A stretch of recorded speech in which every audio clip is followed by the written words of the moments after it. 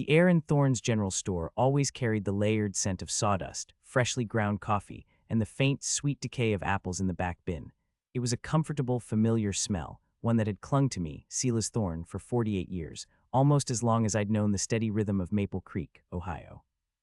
My life was etched into the worn wooden floors, the chipped counter where generations had leaned, and the glass jars filled with penny candy that no one bought anymore, but I kept for nostalgia.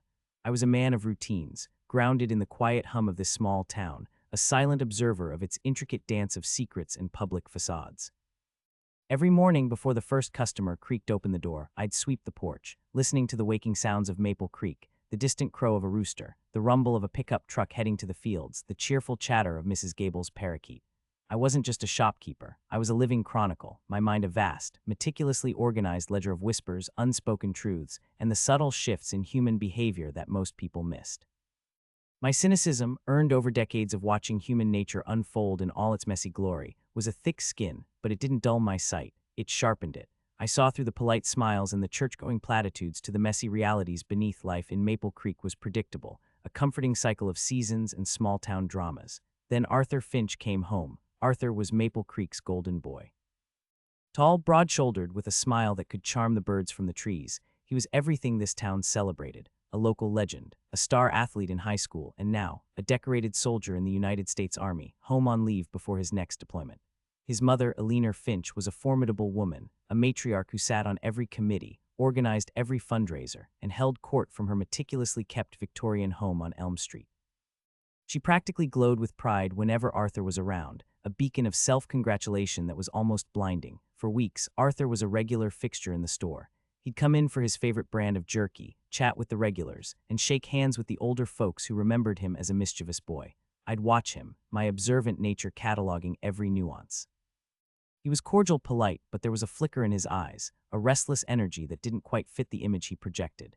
He was often seen with Clara Davies, a girl he'd dated on and off since high school. She was bright and lively, and their flirtations were an open secret, a will they won't they that had played out for years in Maple Creek. I'd nod at them when they came in, pretending not to notice the way Arthur's hand lingered on Clara's arm, or the quiet, conspiratorial laughter they shared. It was the familiar dance of young love, or at least, young rekindled affection, playing out in front of my very eyes. But then Arthur started taking calls in hushed tones outside the store. He ducked behind the shelves, his voice dropping to an almost inaudible murmur. He'd spend less time with Clara, their meetings growing more infrequent, their shared laughter more strained. My cynical mind registered the shift. A man preparing for deployment, especially one like Arthur who thrived on adoration, often sought comfort wherever he could find it. I'd seen it before. It wasn't pretty, but it was human. Then she arrived. Her name was Sarah Jenkins, and she was as fresh and vibrant as a spring morning new to Maple Creek, completely unburdened by its history or its intricate social tapestry. Arthur introduced her around town, beaming, calling her his fiancée. The news spread like wildfire, a spark igniting the dry tinder of local gossip. A quick engagement, a hasty wedding planned before deployment. It was all so sudden, so whirlwind. Sarah was innocent, wide-eyed, completely smitten with Arthur, orbiting him like a star. I saw the way she looked at him, with a mixture of awe and pure, unadulterated adoration. It was a look that tugged at something in me, a quiet disquiet that settled beneath my usual cynicism. From my perch behind the counter, I observed the whirlwind. Arthur, the devoted fiancé, making public displays of affection with Sarah, while still, subtly, furtively, sending text messages to Clara or taking late-night calls. His training exercises often took him out of town, conveniently coinciding with Clara's days off. My observant eyes missed nothing. I saw the way his fingers, while intertwined with Sarah's, would instinctively twitch as if itching for his phone, tucked away in his pocket. I saw the fleeting, almost imperceptible glances he'd cast at Clara when they accidentally crossed paths in the store, glances that held a silent language Sarah was blissfully unaware of. It was a charade, meticulously staged by Arthur, and the entire town, it seemed, was either too blind or too polite to notice the cracks in his perfect facade. Eleanor, of course, was oblivious, or perhaps willfully ignorant. She reveled in the idea of her son settling down, especially with someone as bright and untarnished as Sarah. Eleanor would bring Sarah into the store, her arm linked with the young woman's, gushing about the wedding plans, about Arthur's stellar qualities. "My Arthur is such a catch, isn't he, Silas?" She'd ask, her voice dripping with syrupy pride, oblivious to the fact that I was already cataloging the subtle tremor in Sarah's smile, the fleeting shadow that sometimes crossed her eyes when Arthur mentioned his training. The wedding itself was a quiet affair, rushed as planned before Arthur's imminent deployment. It happened outside of Maple Creek, a small, private ceremony, but the aftermath was public enough. A few days later, a new car appeared in Alina's driveway, parked right beside her polished sedan. It was a modest, slightly older model, but unmistakable. Scrawled across its dusty rear window in what looked like faded white shoe polish were the words, "Just married, congrats Art and Sarah." It wasn't a grand, celebratory announcement, more like an afterthought, a hasty confirmation of a deed done. My gaze lingered on the car, on those painted words, and a cold certainty settled in my gut. Sarah Jenkins, the innocent newcomer, was now Mrs. Arthur Finch, and she was living under Alina's roof. My cynicism, usually a comforting shield, felt thin, porous. This wasn't just local gossip. This was a young woman walking into a meticulously laid trap, and the architects of that trap were too self-absorbed to care. A knot tightened in my chest, a feeling alien to my usually detached existence. It wasn't my business, of course. My grounded nature told me to stay out of it. But the sheer injustice of it, the blatant deception, rubbed against my grain. I'd seen countless secrets in Maple Creek, heard endless whispers, but this felt different.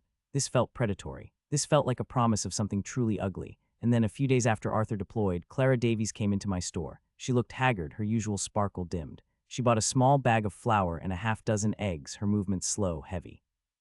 As she reached the counter, she hesitated, then her eyes met mine, a raw vulnerability shining in them that I rarely saw from anyone in this carefully curated town.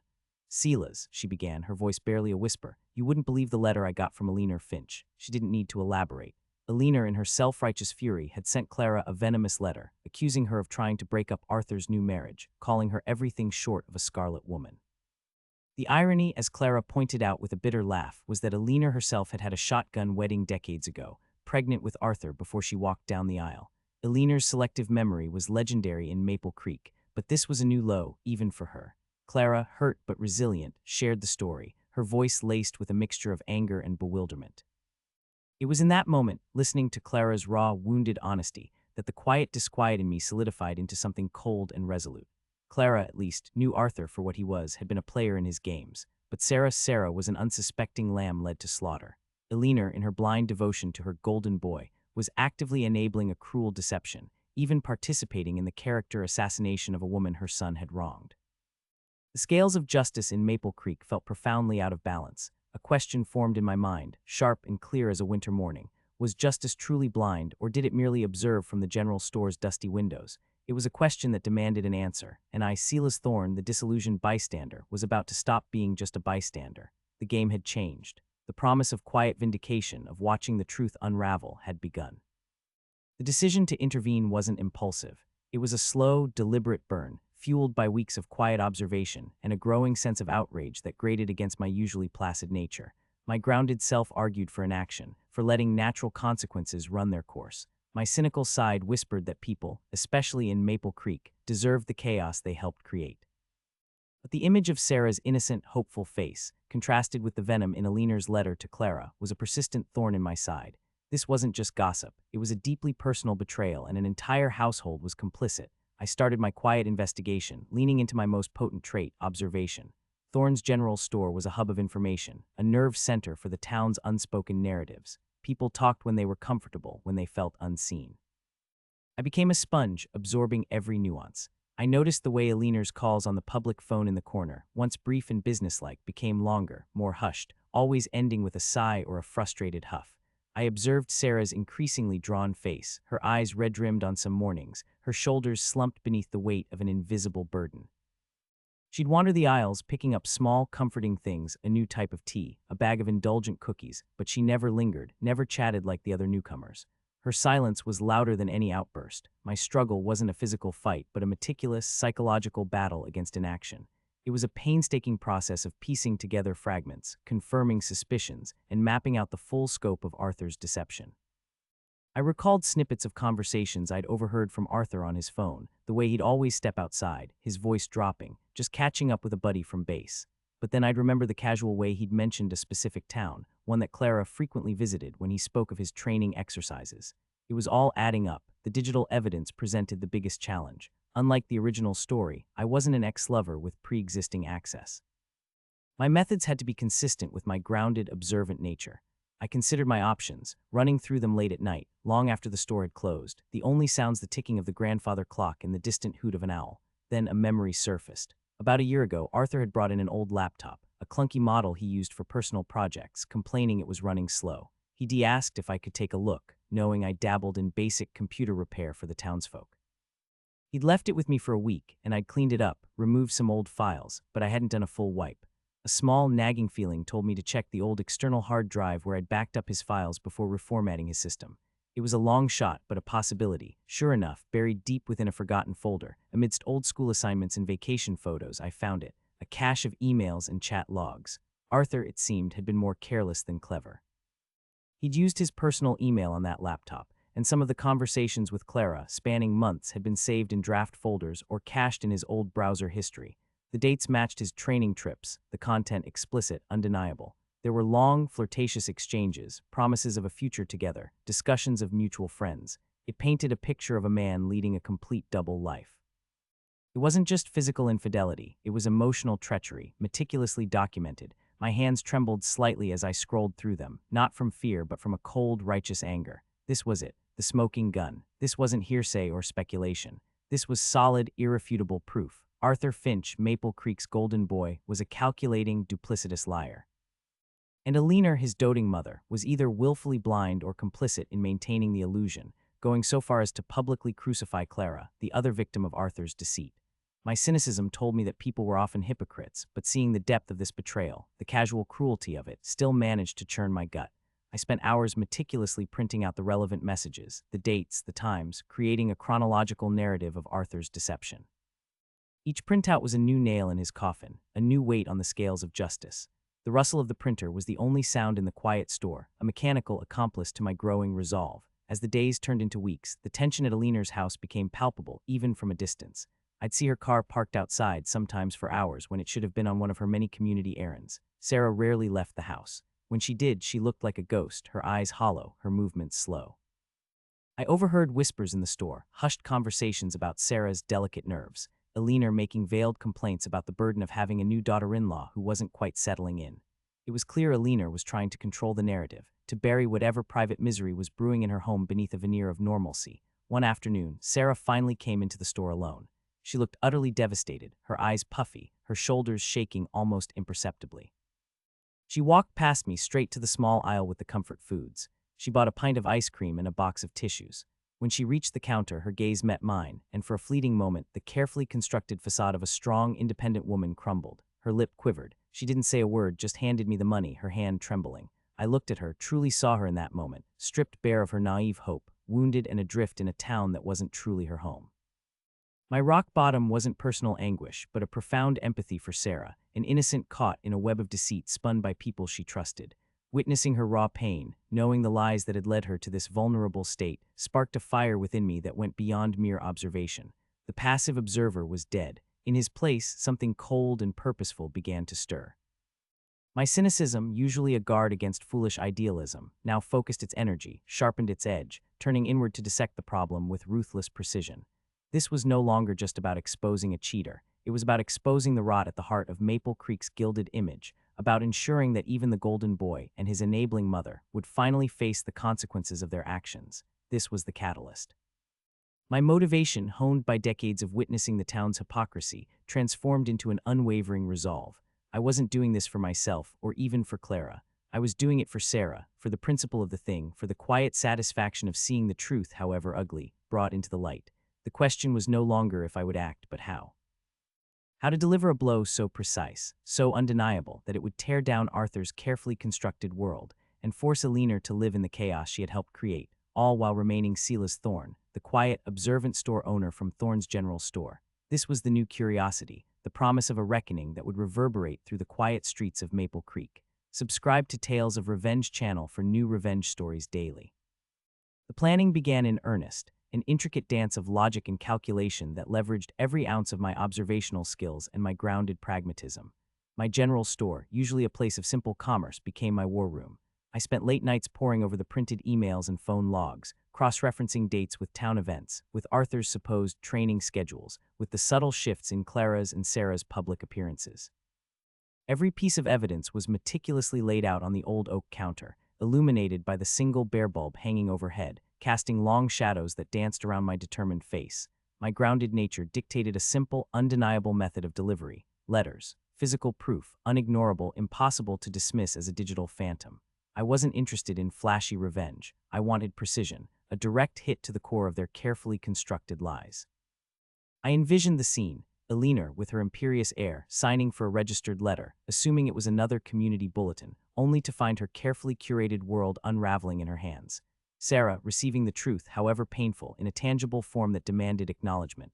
I chose the stationery with care, plain white envelopes, unadorned, from a box I kept for invoices, not personal correspondence. The paper for the contents was equally unpretentious, printer paper, crisp and cold, making the stark reality of the words all the more impactful. My handwriting, usually a neat, looping script, was deliberately altered, made to look like an unsteady, almost anonymous scrawl for the addresses. No return address, of course. My goal was to deliver the truth, not to present myself as its messenger. The first letter was for Sarah. This one was tricky. It needed to be empathetic, not accusatory. It needed to reveal the truth without inflicting unnecessary cruelty. I wrote it slowly, carefully, crafting each sentence, trying to imagine the words through her eyes. "Dear Sarah," I began, my pen scratching softly on the paper. "I am writing this because I believe you deserve to know the truth. What you are experiencing is not your fault. Arthur Finch, your husband, has been living a double life for months, leading you to believe in a fidelity he never upheld." I then meticulously listed the dates, the specific details from the emails, the phone calls, the instances where Arthur was seen with Clara when he claimed to be elsewhere. I included copies of the most damning exchanges, the ones that spoke of future plans with Clara while simultaneously planning a life with Sarah.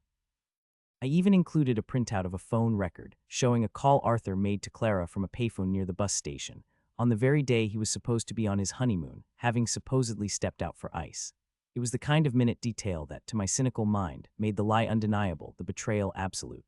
I wanted Sarah to see the cold, hard facts, to realize that her pain was not a reflection of her own inadequacy, but of his profound deceit.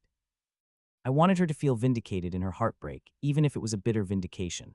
The second letter was for Eleanor. This one required a different tone. It needed to be sharp, concise, and utterly without remorse. This was about accountability. "Eleanor," I wrote, my pen pressing harder, the paper almost tearing. "I understand you believe you are protecting your son. However, your actions have allowed a profound injustice to be perpetrated. While your son was courting and marrying Sarah Jenkins, he was simultaneously engaged in an ongoing, intimate relationship with Clara Davies. The details of his deception are now in Sarah's possession." And then I added the sting, the one Clara had pointed out, the one that exposed Eleanor's own hypocrisy. "It is ironic, isn't it, that you so readily condemn others for their moral failings, while conveniently forgetting your own history. Your own shotgun wedding, decades ago, provided the very foundation for the moral high ground you now so proudly stand upon. Your son's chaos, I believe, is now quite literally under your own roof. Perhaps it is time to deal with the truth." This was the part that appealed to my cynical nature, the quiet satisfaction of turning someone's own weapon against them. Eleanor had used her past as a shield, a justification for her self-righteous judgment.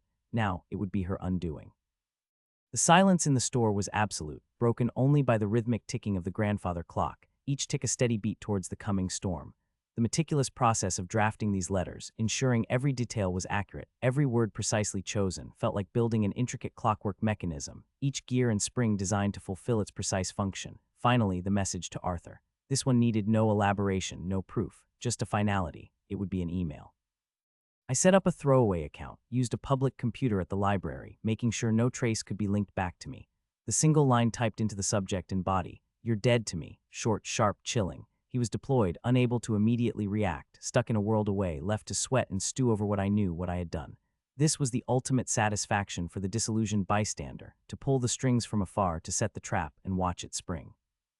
I prepared the envelopes, sealing them with a firm press, as if sealing a fate. The one to Eleanor, destined for a signature confirmation, received a distinct stamp, purchased specifically for this purpose. I wouldn't deliver them myself. That was too direct, too traceable. Instead, I drove to a neighboring town, a small, forgettable place called Havenwood, just a 20-minute drive from Maple Creek. I found a post office there, a sleepy little building with a single clerk, and dropped the letters into the slot. The act was mundane, almost anticlimactic, yet I felt a surge of quiet power. The mechanism was set in motion. Back in Maple Creek, the waiting began. It was a peculiar kind of suspense, like watching a slow-motion car crash from behind a pane of thick glass. My observant trait went into overdrive. I tracked the mail delivery schedule for Elm Street, knowing when the postman usually arrived. The next day, I saw the postal truck pull up to Eleanor's house. I was sweeping the porch, a picture of calm normalcy, but my heart hammered a quiet rhythm against my ribs. I saw the postman walk up to the door knock, and after a moment, Alina herself emerged, her usual stiff posture slightly softened by the early morning. She signed the digital pad, took the letter, and went back inside. The trap had been sprung. The fallout was not immediate, not a sudden explosion, but a slow, agonizing unraveling, perfectly suited to my cynical, observational tastes. The first sign was subtle. Alina Finch, a woman who meticulously managed her public image, failed to show up for the weekly Historical Society meeting, a meeting she never missed, a meeting she chaired. This was unprecedented. Her absence was noted, whispered about, then dissected by the town's avid gossip network. The following day, Sarah emerged from the Finch house. She wasn't just distraught, she looked utterly hollowed out, as if a vital part of her had been scooped away. She walked with a noticeable lisp, her shoulders hunched, her gaze fixed on the cracked pavement beneath her feet. She came to the store, but not to buy anything. She simply walked in, stood by the magazine rack for a moment, then turned and walked out, her movements like a sleepwalker's. She didn't buy the ice cream or the tissues this time. There was nothing left to soothe. My heart, typically guarded by layers of cynicism, felt a pang. The truth was brutal, but it was out. The Finch house itself became a silent testament to the brewing storm. The curtains, usually drawn back neatly to let in the morning sun, were now almost permanently closed, shrouding the windows in a perpetual twilight. The just married message on Sarah's car, once faded, now seemed to taunt, a cruel joke. I would sometimes see Alina's car parked at odd hours, suggesting she wasn't out conducting her usual social duties, but was instead confined, trapped within her own home. Days later, the full force of the reckoning began to ripple through Maple Creek. Mrs. Gable, a frequent customer and an inveterate gossip, came into the store, her eyes wide with a mixture of shock and glee. "Silas, you won't believe the talk at the bridge club. Alina Finch, dear woman, she's beside herself.